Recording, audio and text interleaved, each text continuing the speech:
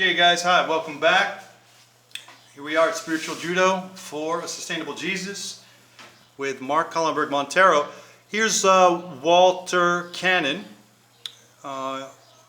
in terms of learning about the psychosomatic medicine, and in this case still at the origins and the stress response and homeostasis and the mind-body connection. So now let's see here. I'm looking at some of the images. All right, here's the polio virus. If you remember, there's the stela. So here's the polio virus at a larger vista, with a larger vista all together. Look at that. What is that? One of those geometric shapes. 1, 2, 3, 4, 5, 6. Right, a hexagon, hexagonal. And right, little girl who suffered from it. I guess there's a little vitamin D effect there too. Rickets, vitamin D deficiency. All right, so here's a combination showing the virus with the component. What is it? RNA, the capsid that then hooks into nerve cells. At that stage, when it does get to the nervous system, I've just been learning that it doesn't get to the nervous system immediately. Right? There's more additional structures, and now, we can get the similarity to COVID. The COSAR-2.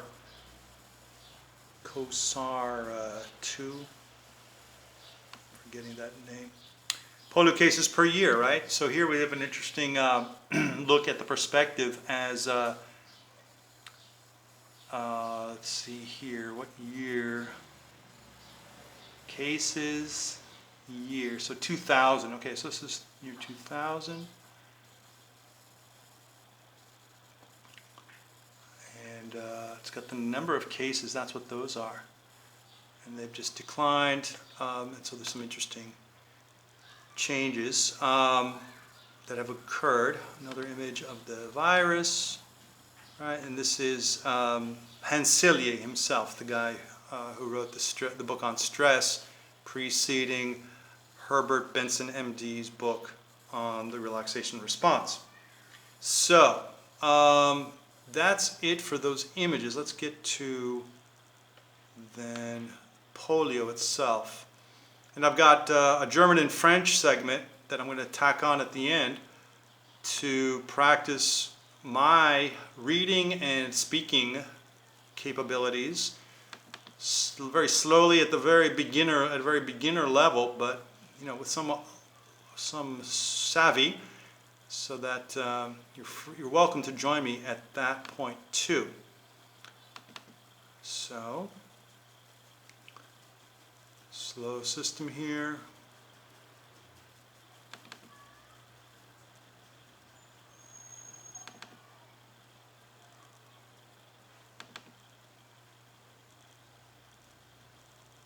Here we go.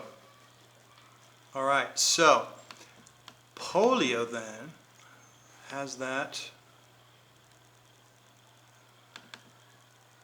virus. There's that image of the little girl. There's the oral vaccine being administered.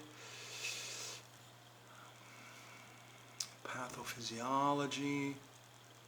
All right, so let's get a look at the overview.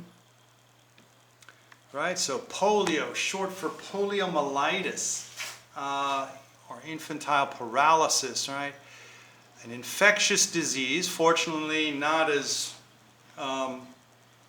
spread the same way as, not an airborne disease. Right, like COVID, which a mask can prevent in terms of transmission. In this case, of course, it is sanitation. Good water sanitation prevents the transmission of polio. So let's see here. There's a polio virus resulting in muscle weakness and can affect mostly the legs, most people fully recover. So then if that's the case, then Franklin Delano Roosevelt was very unfortunate in one sense. Let's see here, or anybody is rather unfortunate then if that's the case. Most people recover fully. Years after recovery, post-polio syndrome may occur with a slow development of muscle weakness, similar to the original infection. So let's see here. Infected fecal matter, ugh, entering the mouth. So that's going to gross some people out. Food, water, less commonly infected saliva, right? So transmission vectors, check out those vectors. You know, I'm here in Brazil, man. I had chikungunya, 2 or 3 years ago from mosquitoes. We've got dengue here. What else? Okay, looking at this. Virus in feces, detecting antibodies in the blood. Occurs naturally only in humans, right? So, interesting. Though there's, they talk about the wild polio. Wild polio, what is that supposed to mean then? It only occurs in humans. So, U.S. Centers for Disease Control, the CDC, and prevention. So, vaccination boosters for travelers. Because there's no treatment once infected, okay? In 2018, 33 cases of wild polio and 104 cases of vaccine-derived polio. So there's a strange news item that reflects how much the vaccine has advanced, but also that vaccines carry their own risks, actually. Look at that, in 1988, 350,000 wild cases. And in Afghanistan and Pakistan we're talking about. So that, feeds the imagination in some ways, right? 2019, 175 cases. So a year after, 364 cases of vaccine-derived polio. So we're going to look at that a little bit down the way here. So it's first recognized as a distinct condition, look at that, by English physician Michael Underwood in 1789. Okay, so he would be fun to look up. The virus was first identified in 1908 by Karl Landsteiner, okay, an Austrian guy.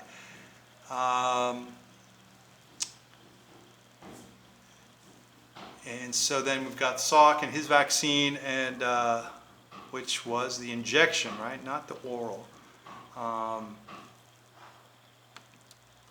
2013, they were hoping for eradication, but we've just seen that that didn't happen, right? 2019, 175 wild cases, along with the 300 cases from the vaccine itself. So, polio, there are 3 types I recall. So it basically can be paralytic or non-paralytic. In most people with a normal immune system, it is asymptomatic. Asymptomatic. But rarely, then it's got minor symptoms, including upper respiratory tract infection and so on, right? Influenza-like illness.